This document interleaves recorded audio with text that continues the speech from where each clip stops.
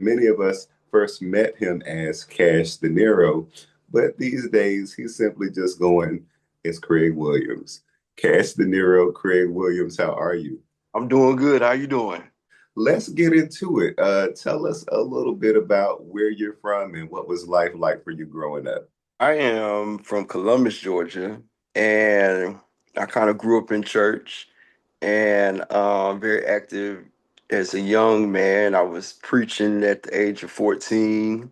Very active in ministry. I did full-time ministry for 7 years. When I became an adult, and so a lot of people don't know like my background is church. Like, yeah, like every day. Growing up was cool. I'm the only boy, so I have a lot of sisters, but I'm the only boy, so um yeah, that's pretty much all I could say about my young life. It wasn't, nothing bad, nothing good. Yeah. Let's get to the sexuality aspect because that is something that a lot of us who grew up in church struggle with. So, when did you first recognize that you were attracted to men? At a young age, I told my mom, I think when I was like 13 or that I like guys. So I've always been kind of vocal about it. Um But church can be ruthless because they, especially in the South, they tell you that that's a lifestyle and you shouldn't live like that, and you know, um, very frowned upon. So that causes a lot of people go into hiding. So Yeah. a lot of, you know, my dealings with homosexuality, I had to hide like Ann Dan Frank in my own church. You know what I'm saying? And not express my love or express myself. And I would feel like, I was gonna go to hell or I wasn't worthy because I was attracted to men and stuff like that. And as I got older, and when I had a crash out moment with my pastor. I was sat down because I was gay. You know what I'm Mm, saying? But there were, other people around me that I felt like should have been sat down for their lifestyles and the things that they do. And was put in a room with a whole bunch of leaders, and I'm explaining to them why I'm dealing with the spirit of homosexuality. You know what I'm saying? But the whole time I'm like, well, but what about your spirit of heterosexuality? Like, you know what I'm saying? You love women. I know you knocking them down. And that was just something that tore me apart. And I always said after that I was never gonna go to church. Like I was never gonna do it. And I didn't for a long time. And I learned myself, by being away from church. Like, who was I when nobody was watching me? I realized that I was serving people and not God, you know. yeah. Essentially, like I was living right because they was watching me, you know what I'm saying, and hiding when I could have been free this whole time. I could have been sucking dick a long time ago. It didn't happen that way. You know what I'm saying? And I could have been sucking dick in peace, but it didn't, church people will not let you have that because of what they read and what they try to push on you. But they don't, church folks don't mind you doing their nails, their lashes, their hair, but they don't Yeah. want you in the pulpit. And most, LGBTQ people are in your choirs, in your administration. They are your evangelists. You know what I'm saying? They are your preachers. And if God made me, you know what I'm saying, and if He made me, and I'm gay, He had to make me gay. Yeah. You know what I'm saying? Like if it was that easy for me to be like, oh, I'm just gonna be with a woman. You know what I'm saying? I would be lying. I would be doing something to make other people happy.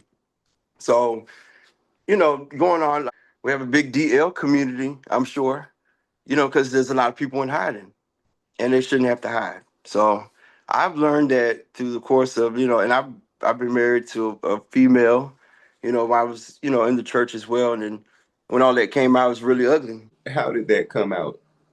And how Well, old were you? 22, 23, and I was young, and Facebook what got me in trouble. I was DMing these boys, and we were sending naked nudes to each other, and my Facebook was logged into her phone, and she seen my DMs. So then she went to the church and told them, and then that's how I came out. I was totally gagged. Like I was very embarrassed. But I also was, doing wrong, but I still don't feel like I was handled well. But a lot of lessons I learned about relationships, about family. How divorce really tears your family up, separates the house, and affects the kids, like all kind of things. Were you still having sex with other men when you were married to her? I was. Would you sneak out? Were they from the church? How did that happen? Sneak out, stuff like that. Like I did my things, you know what I'm saying? I won't tell you all of my secrets, but I have done things, that any normal man would do.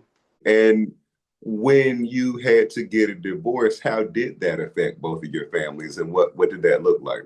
Well, we had a young baby at the time, so that it was hard to, you know, do two households and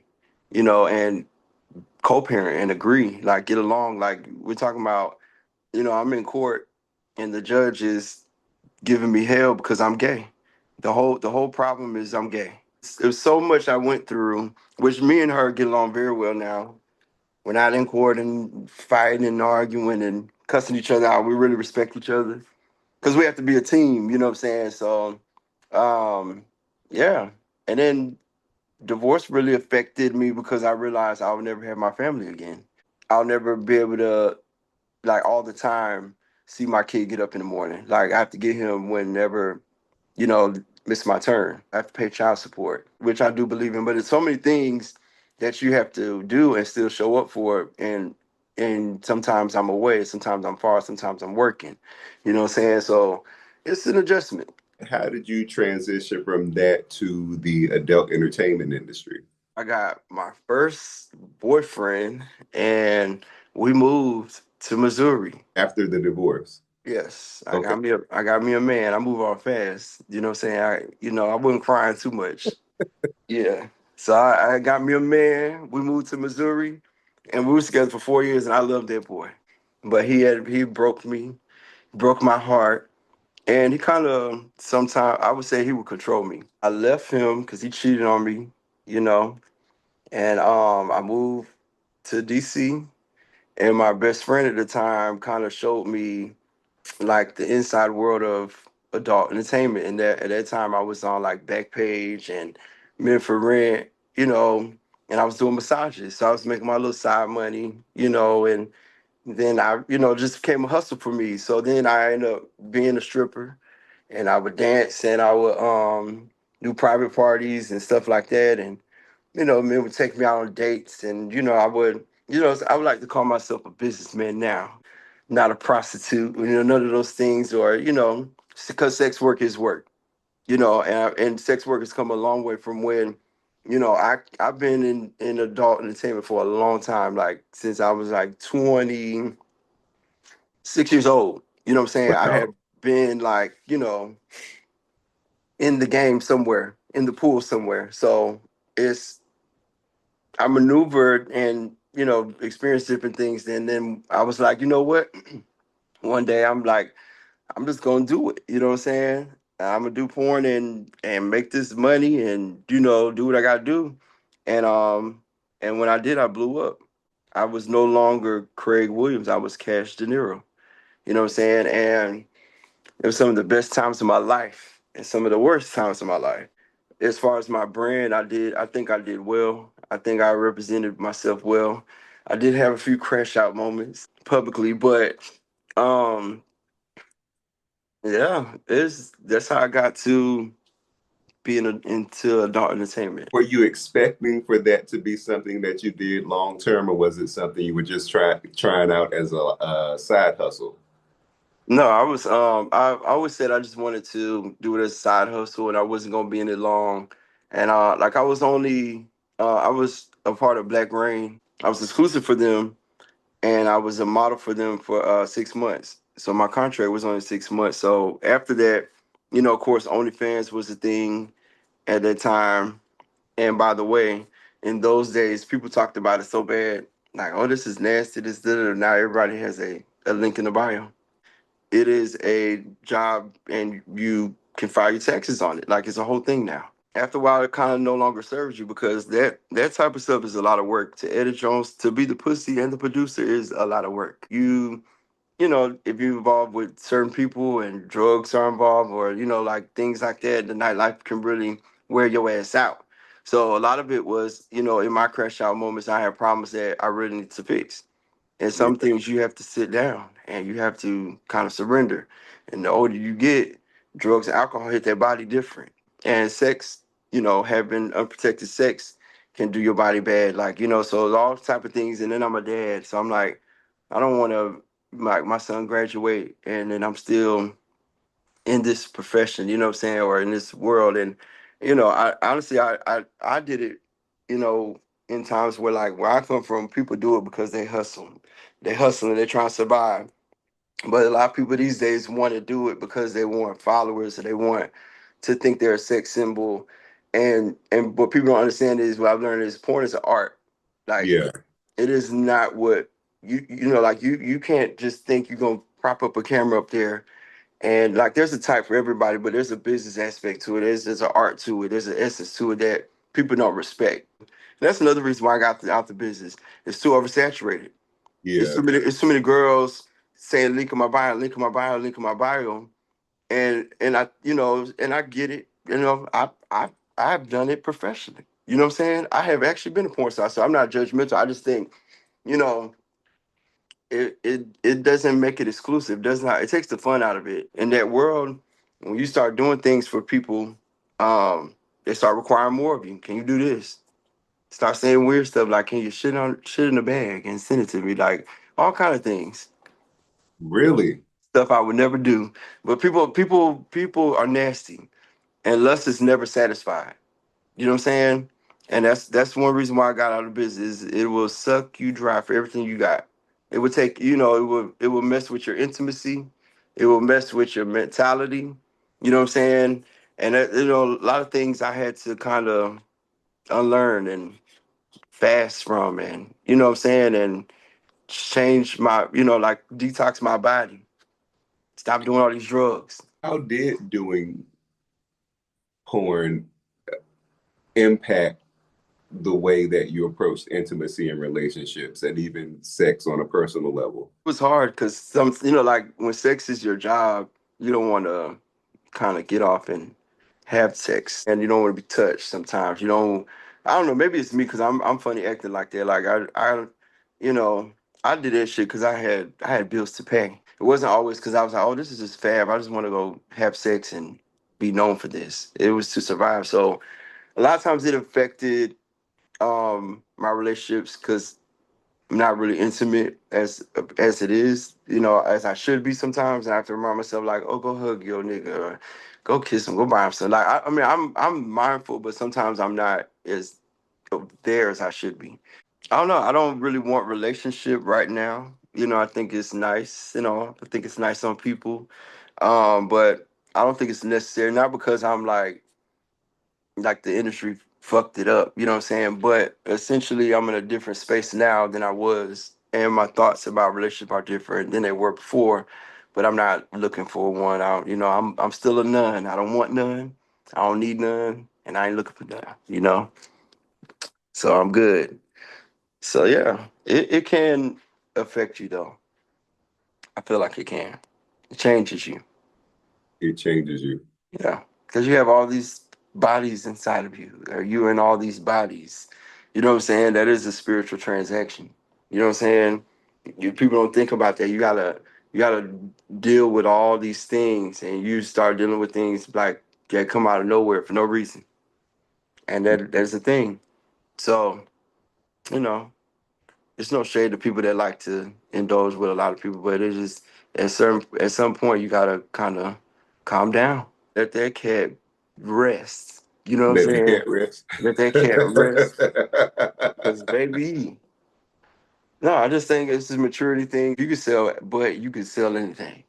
You know what I'm Yeah. saying? So that's what I've learned too. On the flip side of just dealing with leaving the industry, is how do I sustain myself? You know what I'm saying? How do I live in society again? How do I, function? Though my asshole is all over the world. You talk about having crash out moments. What was your biggest crash out moment that let you know that that was an industry and a way of life that you needed to transition away from. When I crashed out about Rico Pruitt, And he that took was your ex-boyfriend. yes, Okay. he took me down and through there. What happened? We broke up. We broke up. We had, I don't wake up a lot of things about Rico Pruitt because we're cool.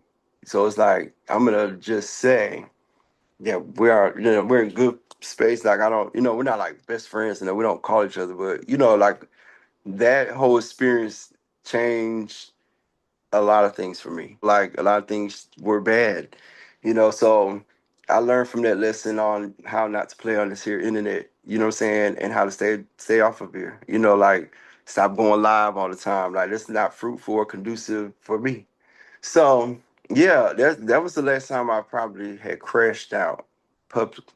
Was that because you both were very well known in the industry as a what would be considered like a power couple, and you guys allowed kind of the public and the internet to get involved in your relationship? Yeah, that's how it happened. It's yeah. So pretty much, yeah, the internet took whatever, and we went back and forth.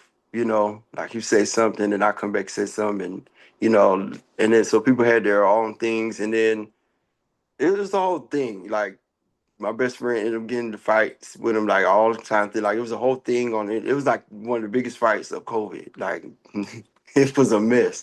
Like and so all of that was just a moment where I was like, I need to grow up. Like I need to get myself some help.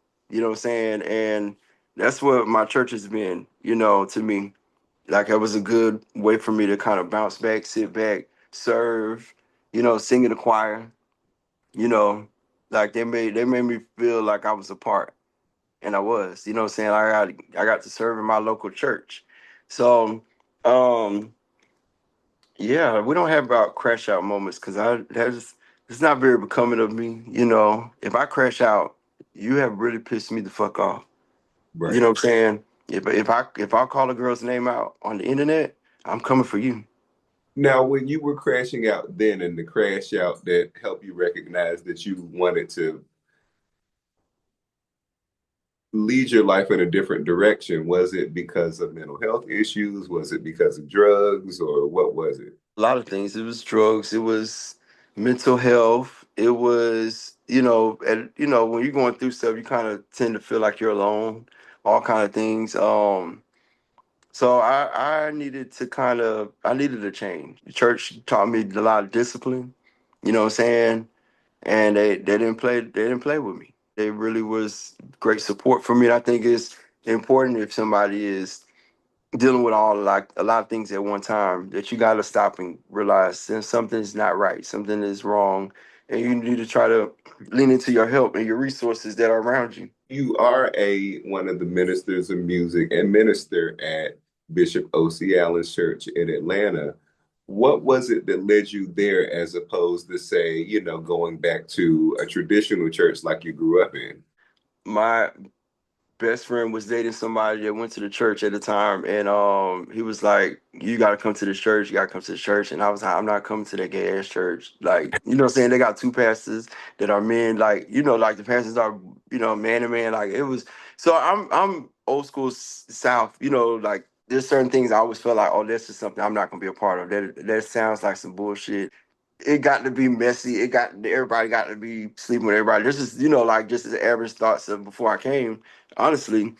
And then I kept visiting, and I was sitting in the back, and it was like I felt God again. They helped me um really develop who I am, as far as change. And I'm not no longer in those spaces of suicide or, depression or, you know, just all those bad things that really come with the game. That's why a lot of times when I see people have OnlyFans, I'll be praying. I'll be like, God, I hope, what I'm saying, like they know what they're getting themselves into, like, you know, to keep yourself sacred. Like Yeah. everything doesn't have to be exposed all the time. Everything doesn't have to be seen all the time. People are into so many things like feet and fetishes. Like, there's so many things that lust can drive you, but I don't think that's the whole part of like being gay for me. Is a lot of people think our sexuality is predicated on sex, Yeah. and it should not be. So, I wonder sometimes why people really want to do it. Like, why do you really want to take all your clothes off? I don't think people think about what they do. Like, I mean, my idea of doing this was like to change my life, and it did. Some people do videos, and then like I don't know where the money makes sense. You know what I'm saying? Like, they're just, I don't know. Everybody's not a porn star. People might say, "Oh, you're judging, but you did it." Yeah, of course I'm gonna say things because I've been there and I know what it does to people. I know what it still does to some of my friends, and that's the stuff that people don't know. But you jack off to somebody, but you don't understand what these people are going through. And then sometimes we see what these people are going through, and then you talk about them, but you have offered no help. You know what I'm saying? And then when they crash out, it's like you're done with her. And that's exactly what happened to me. For those other entertainers, or was it the industry or the consumers? Who was that? The internet. The The internet. internet. Yeah. It was the internet really tore me up at that time. And that was Woo. because you were having a low moment. Yes. But everybody had shit to say, but then nobody have no help. And that is the Yeah. problem that we have. And that's why I do what I do. I'm a different type of minister. I know people are like, "Oh, you cuss, you this." I know who I'm called to, and I know who I'm talking to. And those people that go, to certain churches or whoever preacher you under, their flock is their flock. You know what I'm saying? And mine is mine. So I understand like how we really don't help people. You know what I'm saying? When they need help. You always Yeah. got something to say, but you don't have any help. Are you happy now? I'm very happy. I'm happy to Okay. be alive. I'm happy that I love the air that I breathe. Like God couldn't have given me a better chance. And I don't care what happens. When you go to church, things don't stop happening. You just handle them better. And I'm glad I have this mind now. I'm glad I have this mentality and just, this faith now that I never had before. Do you think that the experiences that you've had and the journey from there to where you are now make you more effective at ministry? Absolutely. It's a great tool for me to reach people, so people have an opportunity to see what a transition looks like. You can transform your life. A year ago, a video of you was passed around when you were, you were declaring your love for your new journey and your spirituality. And it created a big discussion because a lot of people thought you had like gone back in the closet and gone to a regular church. Why was it, and you corrected it. So why was it important for you, and how were you able to stand in your truth, both or three different truths, both in your past and also as a black gay man and as somebody who loves God? I told you I learned this a long time ago. I really don't give a damn. Like I've been through a lot of things that have kind of prepared me for that type of energy. So I don't waste my time with that. It's not productive for me at all. Because people want to think what they want to think, and I should let them think it. It's okay. If you say whatever on the internet, you should be able to say that, and it's not gonna bother me. I might see it. Sometimes I do want to pick up my phone and be like, "Bitch, pop, pop, pop, pop." But that's where my safe side comes in. Like, no, Craig, we good. So I've learned something from church. I think people go and don't learn, but I actually learn, you know, to calm down a little bit. And like my pastor really he has a lot of conversation with me about, you know, not responding to things. I've come a long way to just be whole. You know what I'm saying? And I'm still trying to be whole. For other black gay men who are looking to direct their lives in a more positive direction, or who may feel like their lives are in a hopeless place, what words of advice or encouragement would you offer to them? Focus on finding your better and whatever that looks like, whatever that means. If you have to cut people off to find it, if you have to, get into community groups, to find support that you need, I think, exhausting all your resources. A lot of people feel like they're alone when they're going through things, and but are you? Are you really that alone? Like some people, I tell people all the time, that don't talk to their mom and dad, sometimes it wasn't really the mom and dad. Sometimes it was them. Mm, Sometimes, I wonder, do people really pick up the phone as much as dysfunctional as their family? And some families are dysfunctional, like, to be true, but some people are really questioning, like, have you really reached out to your folks? Do your folks really know you homeless right now? Do your folks really know you on drugs right now? Does your folks know you got OnlyFans? You know what I'm saying? Because it's that shame. Like, all my folks, my mama know, my daddy know, everybody know. Because I live in no secrecy, no shame, but some people do. But I think leaning on to your family, like, and gay families are cool. I'm not shading it, but I think sometimes y'all need to kick people out of those fake families and tell them to go back to their mom and daddy, because some that's who raised them.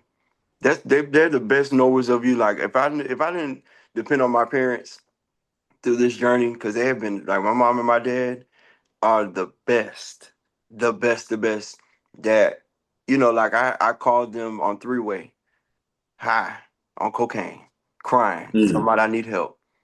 And they did everything they could, and they have done, like, they kept their word. And then sometimes it's like releasing your pride, you know what I'm saying? And go get your help. You know what I'm saying? Whatever that looks like. And don't stop until you get it. You're not done. If you ain't got it, you're not done. So that's what I would say.